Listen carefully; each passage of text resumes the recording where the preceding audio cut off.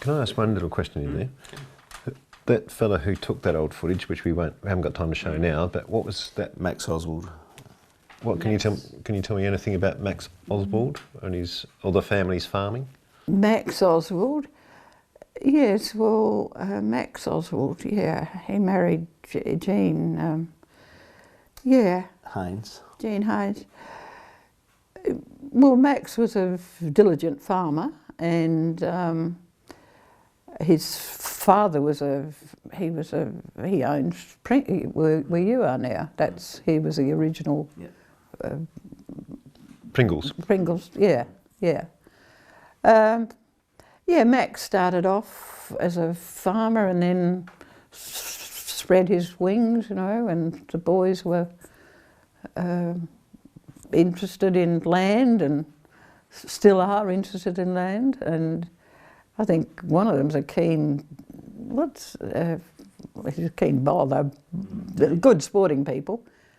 He's interested in flying, isn't he? Yeah, he's got a little ultralight thing. Ultralight line, yeah. No, they've been a good family in the, good pioneer family, good people. Always sort of innovating and doing different things. Yeah. He certainly was very clever in getting that camera and filming Woodner back in the 1950s. Oh, he was in the garage there then. Oh. They ran Woodner, the Oswalds Garage, yeah.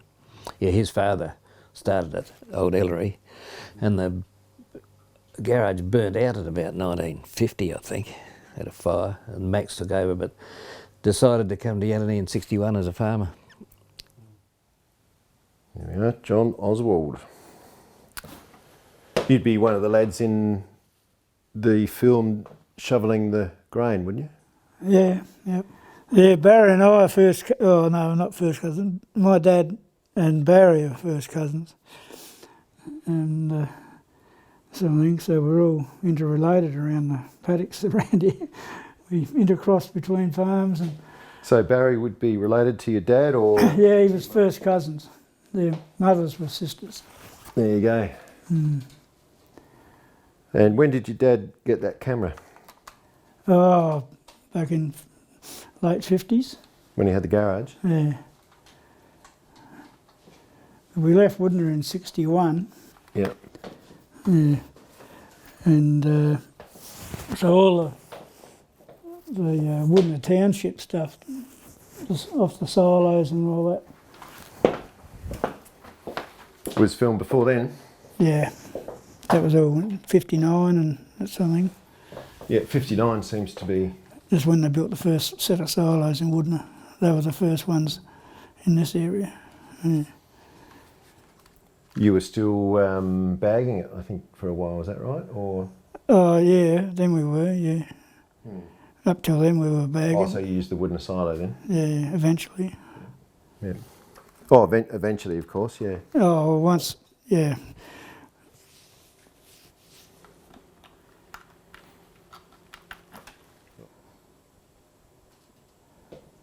Hello, the old tiger moth. I flew one of those in England.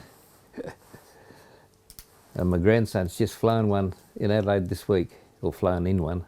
How was it? He loved it. I loved it because I used to fly. Whereabouts was this taken? This is down at Mount Woodner way. Oh, yeah. It's Arne Waters' tractor, I think. And they were broadcasting oats and that type of stuff, like in super. We had the tiger moth here spraying air crops, and a bloke took off and got about 50 feet and the motor stopped, and he came down whump and a big heap of dust went across and had popped a spark plug, and they'd just been serviced. They hadn't put a spark plug in properly. Put the spark plug back on, started up, the way he went. Anyway, he was killed a couple of months later spraying rice in Victoria. Now they're great to fly, and the guide that I flew with in Duxford, he said, well, we can't do loop the loop because one lost its wings in West Australia only a few weeks ago.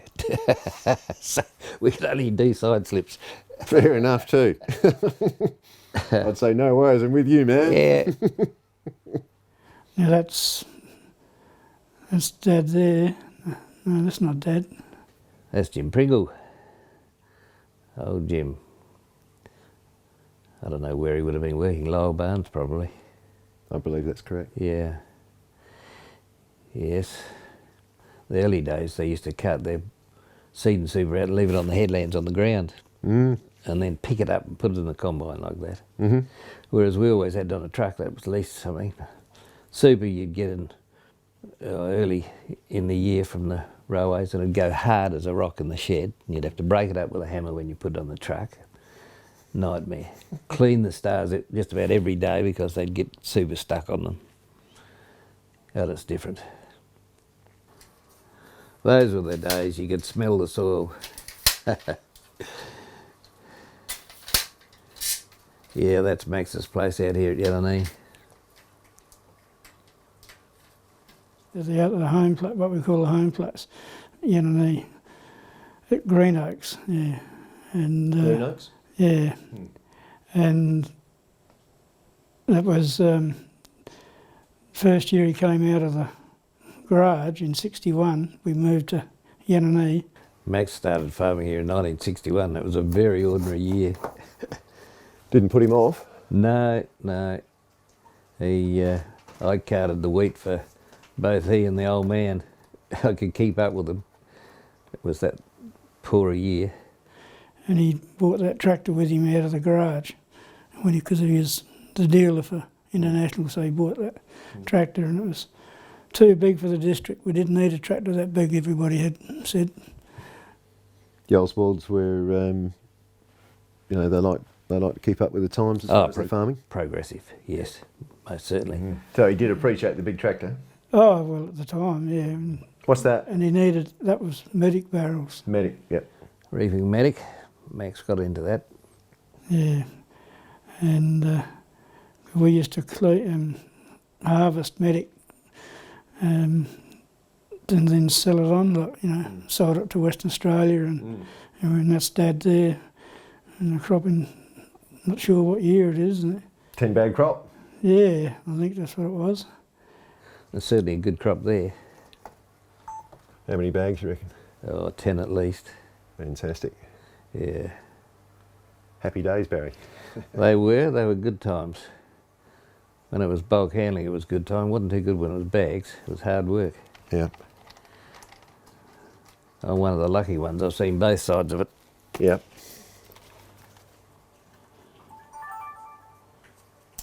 Bag sewing was damn good money though. That what, sorry? Used to be good money, bag sewing. Oh, yeah. Yeah, we used to get £3 a hundred. Yep. And you could sew 300. No worries once your hands toughened up. Yep. £9 a day was damn good money. And that's in the same paddock that, I think, where the trees were before when he was sowing it earlier on. Oh, right. So, yep. So this is the crop that he was sowing in that first shot? Yeah, in the first shot. I didn't realise that before. And type of thing, so, yeah. And of course, when he moved off the farm, or onto the farm, he had to buy new machinery, and some of it new, and he bought some of the machinery that was on the farm. And that's Barry Wilkins there. He worked for Dad at Harvest, driving his truck, and our truck's there somewhere else. You have to duck over and talk to Barry. Yeah. And that's a 503, the bigger one. Yeah, Max had 403 and a 503. That's Max there. And I had an 8.5 International, the Australian built auto header, and actually I could reap as much with that as they could with big flash American ones. Really? Yeah, it was a very What was your secret, Barry? The header. It was a good header. Good header? Yeah, it was. Very little adjustment. So he was just helping out. And that's working man Des Winnan and myself, and then the younger brother. We had big bunkers on the ground, just shovel the grass away and clean it all off, and then dump it on the ground, and then cart it down to the silos later on when we had time. Yeah. And this is earlier in their age group, like the years. So it's you again? Yeah, myself and two brothers, and the old Tiger. Which one are you? I'm the oldest one, the biggest one. These are Hereford. These are, this This is you? yeah, possibly. This is back. This would have been in early '60s. Mm-hmm. An old tiger, The dog? the dog, yeah, Tiger. tiger, yeah. When did the sheep come in? When the dog fence came in, I guess? Yeah, yes, the 1914, 10 to 14, there's a plague of dingoes through here. Really? Yeah, so they tell me. Yeah, and they put a rain shed at Lake Yananee here in 1908 because they're going to open the country up in the surveyor state. And the dingo trappers used to stay in that, get the dingoes on the way. The dingoes used to go to the coast and clean up the sheep there. Yeah. So it was a bit different then. They reckon, you know, when you read the old stories, they could hear the dingoes howling at night here. Well, yes, it was a long time ago. I don't know when the last dingo was seen here, probably 1930 or something like that. We just don't see them now. Mm-hmm. What was the other way around? This is you over there. Over there. So you're in the green, Yeah. holding the lamb. Yeah. Now this is back out where they were spraying the air spraying things, and this is the same farm or same area, and that's Jim Pringle bought the garage. This is before he bought the garage. He used to work for Arn Waters and Lowell Barnes and those fellas out the Woodner East. And Oh, hang on, I've got a flashing light over there to see what it's doing to me.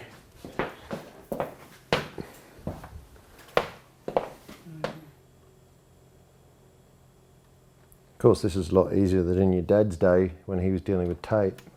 yeah, He would have probably commented.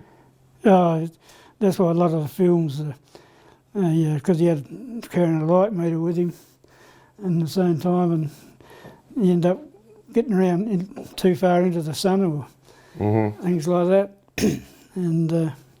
So he really got into it then? He got into the... Oh, he was fairly serious about it, I think. Like, we took a lot of photos of out the ranges and that sort of thing, picnics and different areas.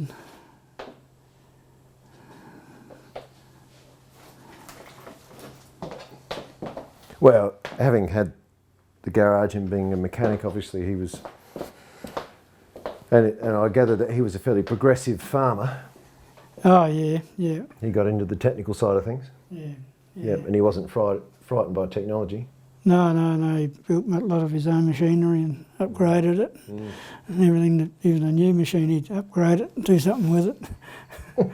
That's pretty classic, a new machine upgrade. Yeah, we must have made about 4 different models of the Clover Harvester and that sort of thing, but yeah.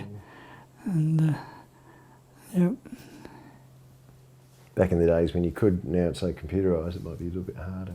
Oh yeah, well it's easy to get somebody to do it for you, and you know they can cut steel and everything a lot quicker. But that's an American model header that come out, Case or International Harvester brought out, but he had one smaller than that to start with, 18 foot, and that was a big header, and that was a 20 foot. That one, that was a bigger model, a bit bigger engine, and sort of thing. So. I'm not just sure what area this paddock is. What's the machine there? That was a different one? No, that's the same one. That's the same one? Yeah, I think so. And that's the heap on the ground that we're shoveling out before was just bare the ground and then dump it off the header into that heap. And then have to go back and put it all in the truck and send it off down to the silo. Not too much dirt in it. One time there'd be dirt going into the silo, and nowadays you got any sign of dirt or stones or anything like that, they don't want it, type of thing, That's the worker man there and younger brother there, I think. What's his name? That'd be Graham. Yeah. And who's this over here? That would have been me there. So we've got young, that's Graham. Yeah. And this would be you over here. Yeah. Of course, even though it's hard yakka, I guess Yeah, there's, that's you there. There's nothing quite as good as getting in a team bag crop. Oh yeah, there's a Clover Harvester there, one of the early editions we made.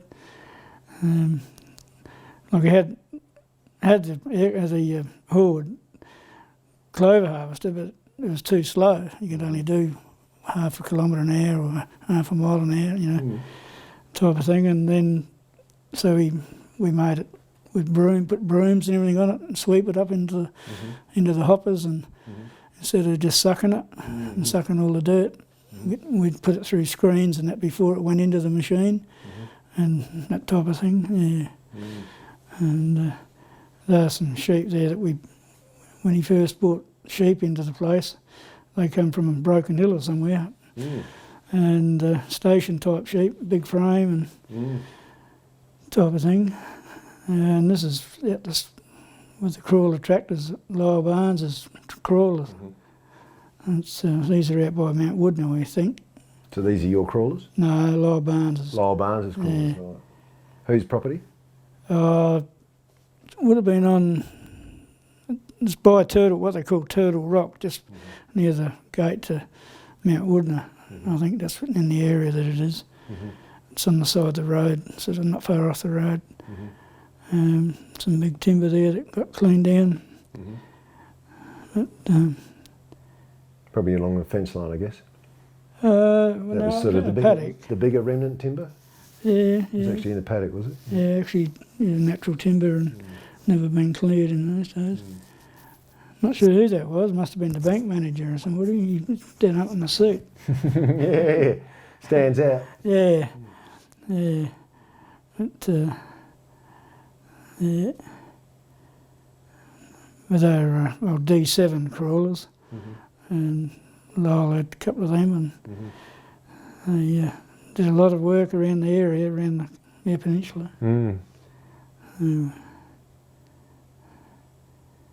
Yeah. Teamwork. Oh yeah, yeah. You had to all get it timed Yeah, they had together. to get it right. Otherwise, you'd be pulling the other fella backwards, and that's looking out towards the ranges, I think, or out that way. And